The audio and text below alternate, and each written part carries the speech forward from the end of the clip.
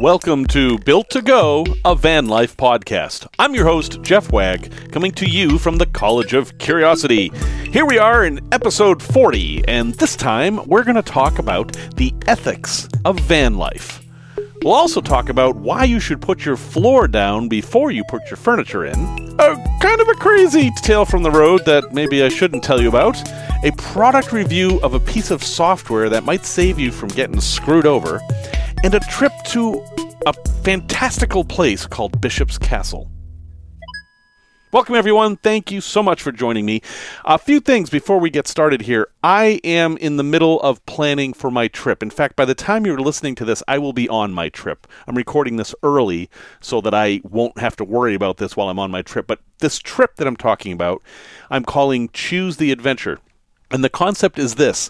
You guys are telling me where to go. I'm not choosing anything. Every decision I make on this trip, there's a poll, and you guys using the poll tell me where to go. Now, the first section of the poll is already done, and you guys have decided to send me to the devil, which is in Missouri, and I will go visit this place and report on it. I'm going to do a Facebook Live on it. I'm going to save that recording, and I will post it around, and it'll be in the Facebook group and on the Facebook page. And at builttogo.com, you'll see a little menu item at the top, and that will take you to where you need to be. The poll that's going on right now as I record this is one to tell me what to make in the van, what meal to make. And some of those choices are a bit odd. One of them is stone soup. Another one is surf and turf, and yet another one is stuff found in the woods, and to my chagrin, that one is winning, so that could be an interesting night.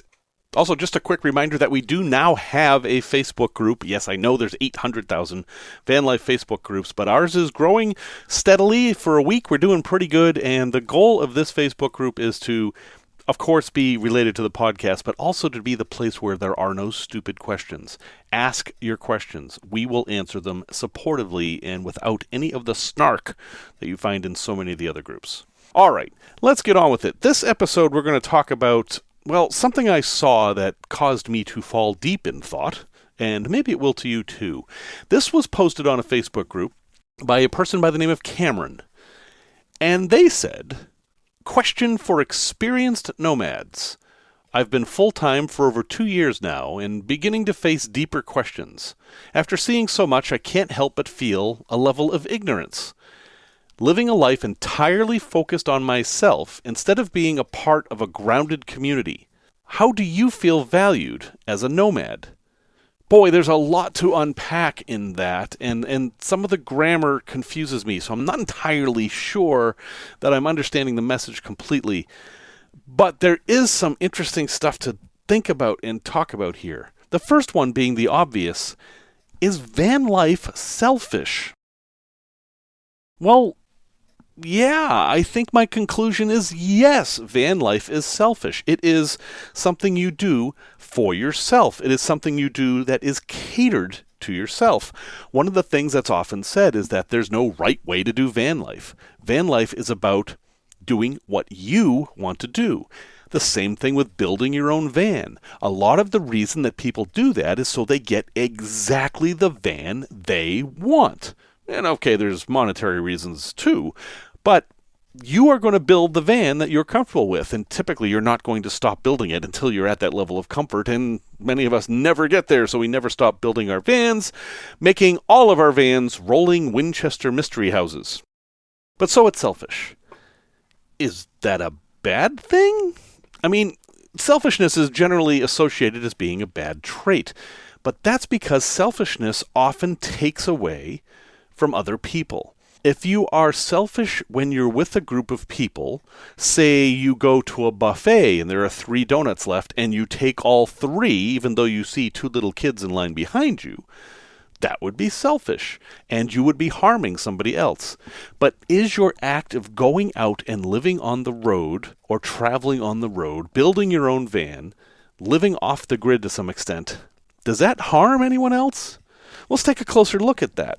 Our society is not designed to deal with people like that. Everything in society assumes that you are going to have an address, a physical home, a place that you live that is yours. And taxes are based on that as well. You are taxed based on where you live. The services that support the community around where you live depend on the taxes of the people who live there. If you don't participate in that system, then there is tax revenue missing for services that actually do support you. One example is the fire department. So I live in Chicago, Illinois. I pay fairly high taxes to live in Chicago, Illinois, and when I call 911 and say, hey, my house is on fire, the fire department comes, and they are paid through my tax dollars.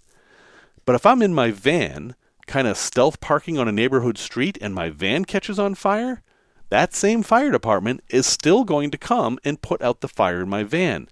But I'm making this up here, but you get the point. I don't have a fixed address anywhere, so I'm not paying any property taxes anywhere, so I'm not paying for anybody's fire department. And yet I still receive that service. So it's just something interesting to think about. I don't think this is necessarily wrong and bad, but at some level, people who are in vans aren't contributing to society in the same way that people who live in houses do. And I don't blame that on the people who live in vans. I blame that on society, because there should be no reason why you couldn't choose to live in a van and just travel around all the time. I see no ethical problem with that specifically. The problems come about when your wanting to do that interferes with structures that have been put in place, and I think the structures need to bend. In the state of Florida right now, it is illegal to build an off-grid home. So let's say you own 100 acres in Florida and you want to build a cabin in the middle. You can do that, but you can't live there. That's illegal. You must have services. You must have a power line. You must have sewer or water or septic or something like that. And the code is there not for safety. It's to force you to participate in this structure of taxation. Now, I'm not going to talk much more about taxation, but it's something to consider that by living the van life and by saving money as we're doing, we're kind of cheating the system a little bit, at least to some people's minds. Again, not to mine. I think it's the system that's wrong. This comes up in strange ways. For example, in some communities, they have a tax on hybrid and electric vehicles. And you might find that shocking. Why are we taxing people who are in environmentally friendly vehicles more? Well, the reason is that the roads are generally paid for with a gas tax.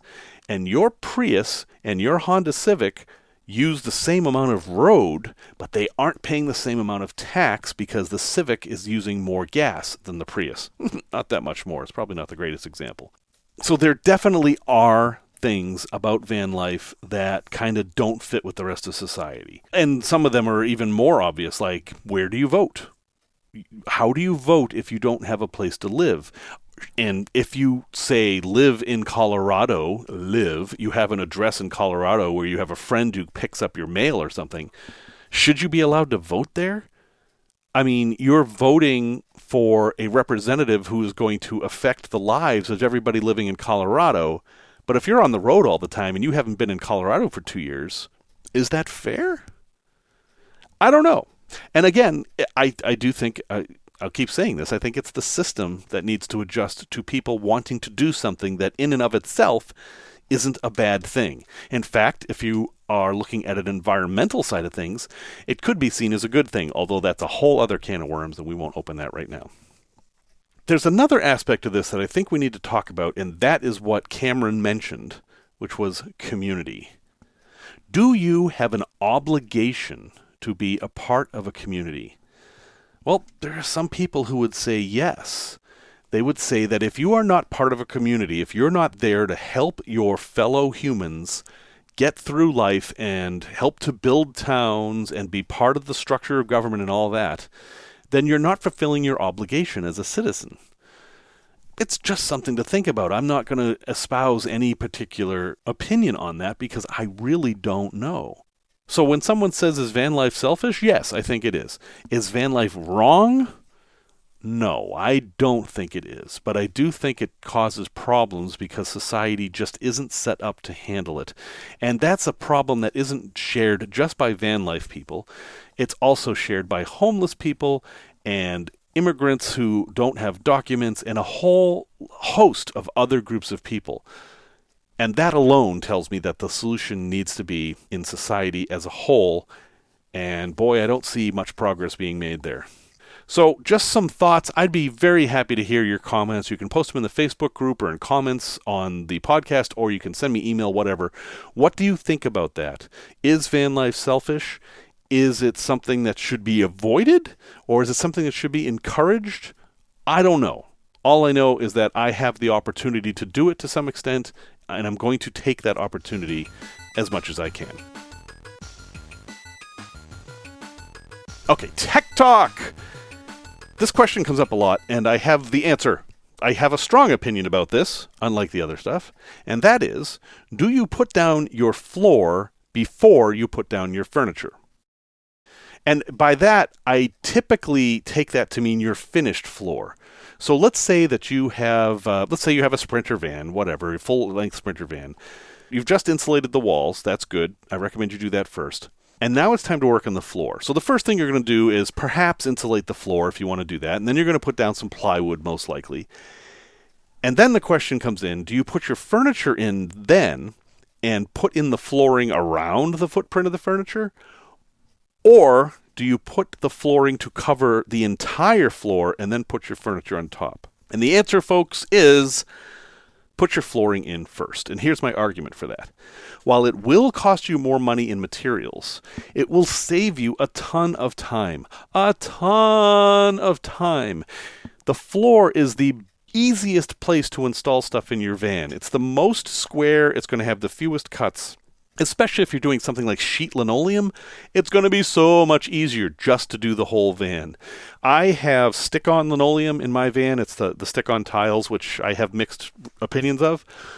It would have taken forever if I had put the furniture in first and then cut that stuff around all the little nooks and crannies of the furniture. In fact, 50% of the time I spent installing that stuff was cutting out around the edges and corners. It's just not worth it. All those tiles cost $50. If I had maybe, put in the furniture first and then cut around it, I would have saved maybe $10 or $20, but it would have cost me a day or maybe even 2 days. It's just not worth it. And there's some other benefits too. If you move your furniture around like I do and a lot of people do, and you might be like, hey, that cabinet's too big, or, I really want to move the sink. If your floor is finished, it's much easier to do that, because otherwise you'd have a big hole in the flooring you'd have to deal with too.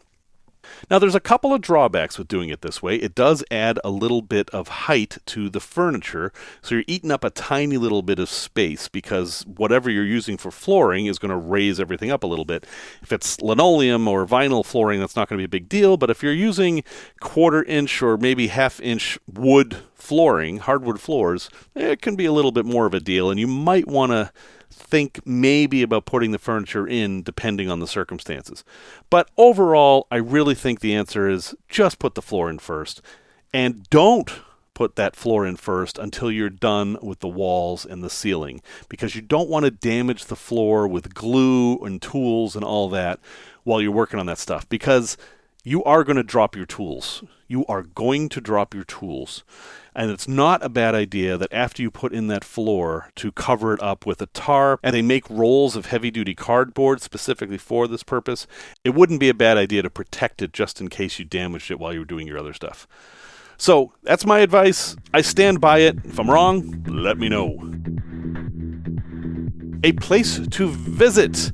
In the lovely state of Colorado, there is I don't know what you call this place. Basically, there's a guy who decided to build a castle, so he did, and he's still building it today, and his last name is Bishop. Therefore, it is Bishop's Castle. This thing looks like... I don't know what it looks like. I have been there. It's a very large structure made of stone and wrought iron. It's very tall. It's the kind of place where you might go to have a wedding. It's also the kind of place you might go and take a wrong step and die. I'm not entirely sure that they have a code in this part of Colorado. In fact, I'm almost positive they don't, because as I was walking around here, some of the bits felt a little bit unsteady. But it's truly an amazing place to see. He's built a cathedral, he has large spires, there's stained glass, tunnels, and he's on site.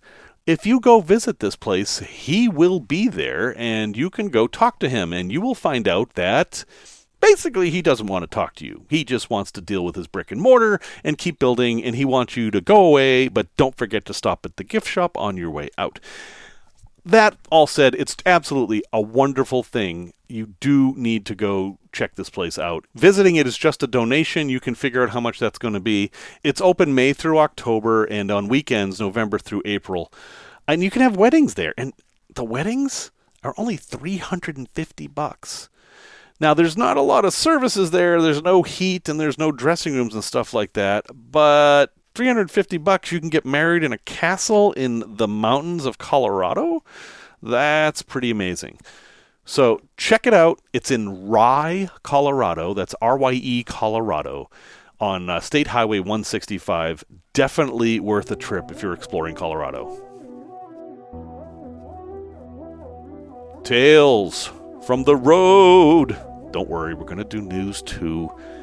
I was driving to college. Actually, I wasn't driving to college, which is kind of the point of this story.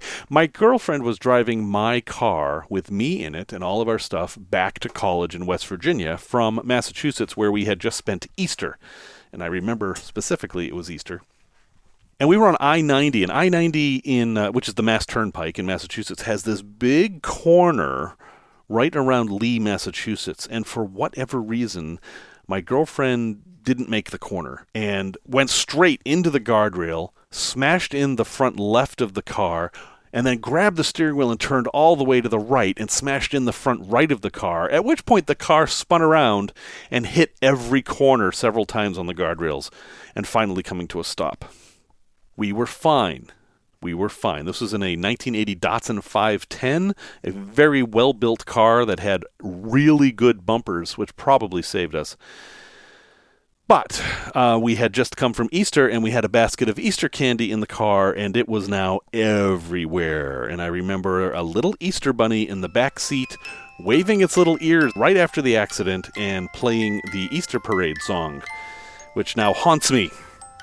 But that said, we couldn't drive the car. The fenders were sticking into the wheels, and we clearly needed to get towed. So people stopped and helped us out very quickly, and the state police showed up, and they wanted to talk to my girlfriend and ask what happened, and I wasn't really involved in that. So I did what anybody would do. I went back to the car and opened the trunk and took out my guitar and climbed on the roof of the guitar and started playing some Cat Stevens songs, specifically the ones from the movie Harold and Maude.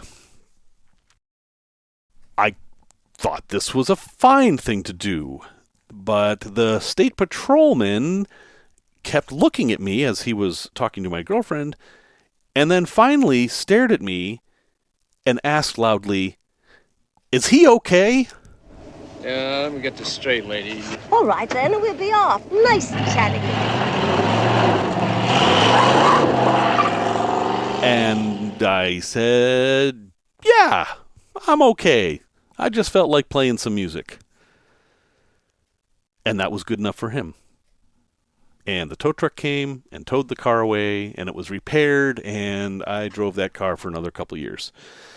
So, the moral of the story is, I don't know what the moral of the story is, except if you feel like you want to play the guitar, grab the guitar and play it, and let everyone else worry about what they're doing. Resource recommendation. I just came across this thing. You'll see why I came across this when I get to the news part. But for now, I want you to know about this plugin for Google Chrome. It's called Fakespot. Fakespot.com will get you there. And what this thing does is it analyzes the comments, the reviews on Amazon products, and it will flag them if they look suspicious. It's really interesting. I've been playing with it a bit. I went back to all my old Amazon orders and let this thing do its magic on it, and I found all these sites that I had bought things from that were kind of shady. And one in particular that it found out was a site that I had just bought some USB-C cables from. And they seemed fine. There's no problem with the product. But what this site has been doing is changing the product but keeping the same listing. That means all the reviews stay, all the positive reviews, but they're for other products.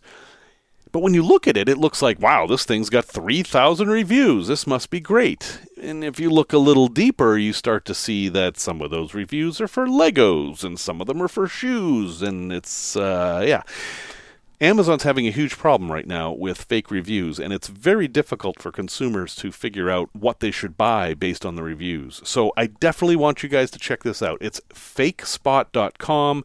It might save your butt, and it'll at least help you kind of steer away from these sites that are trying to manipulate the algorithms rather than just being honest and saying, here's our product, buy it if you think it's a good deal.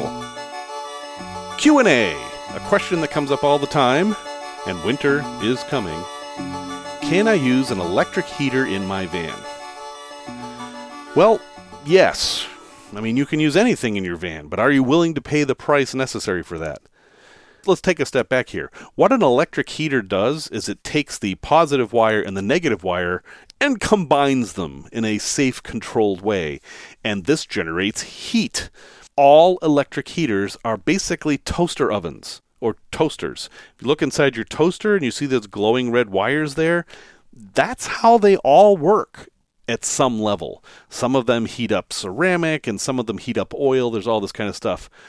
But that's basically it. And you are sending maximum current through the wire. So there's basically nothing that's going to draw more current than an electric heater. This means that if you plug your electric heater into your batteries, you're going to kill your battery really, really fast. So a recommendation I have is that if you're going to camp in the winter, have a way to heat your van without relying on the electric heater. And there's lots of articles and podcasts about that, and I will probably do a winter episode here in the next couple of weeks.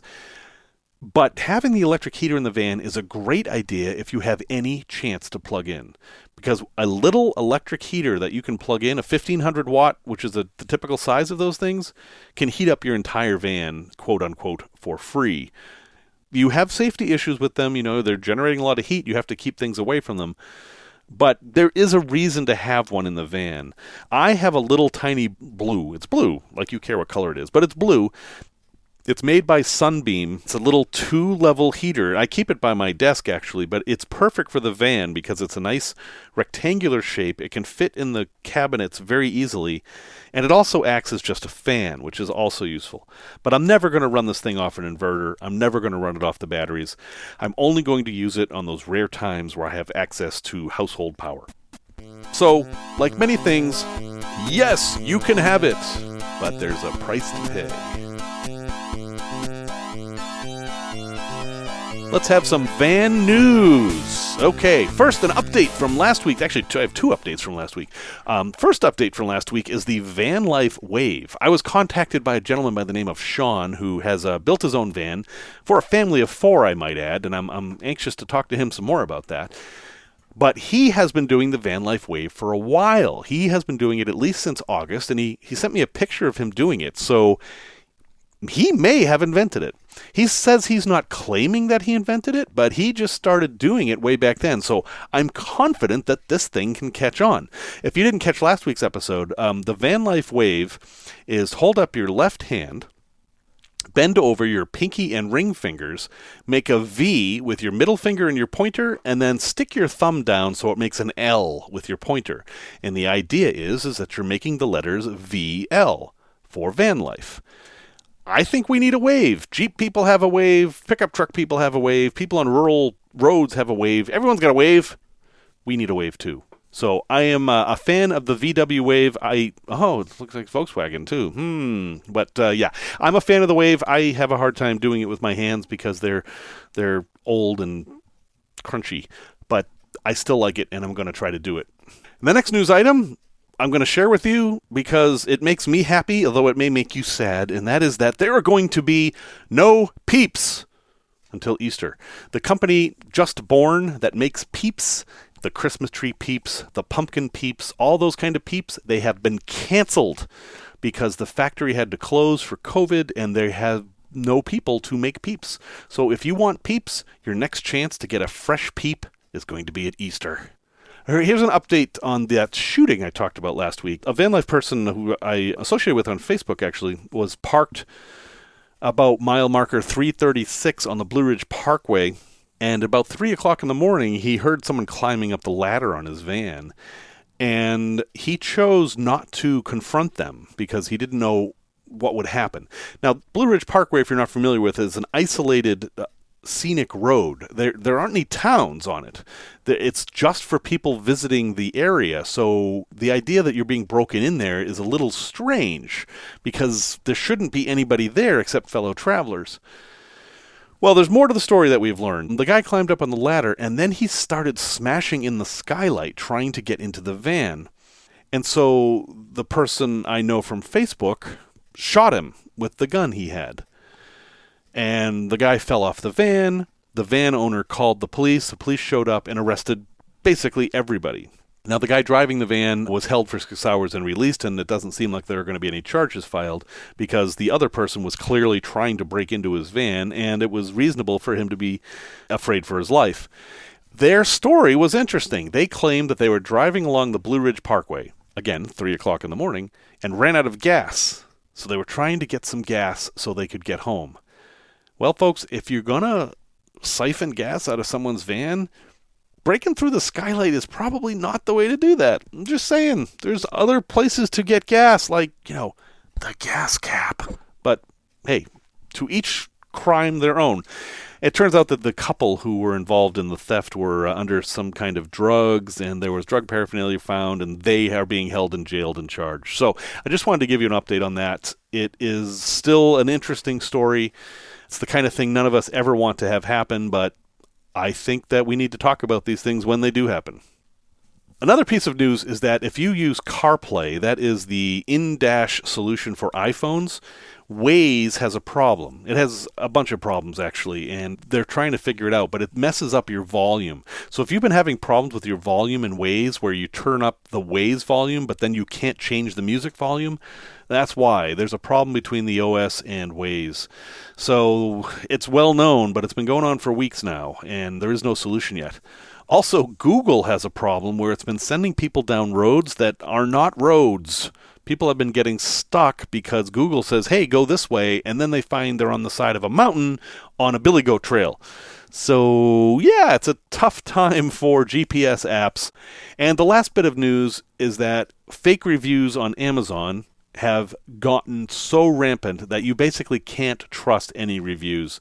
That Fakespot program is a great way to help you out, but there's a few other tips you can do, and I'm just going to give you one really quick right here, and that is, don't trust the 5-star reviews and don't trust the 1-star reviews. Concentrate on the middle reviews and look for a large number of 2, 3, and 4-star reviews. They're going to be the most honest, and honestly, at this point, I'm going to trust a review with 4 stars more than I'm going to trust a review with 5 stars.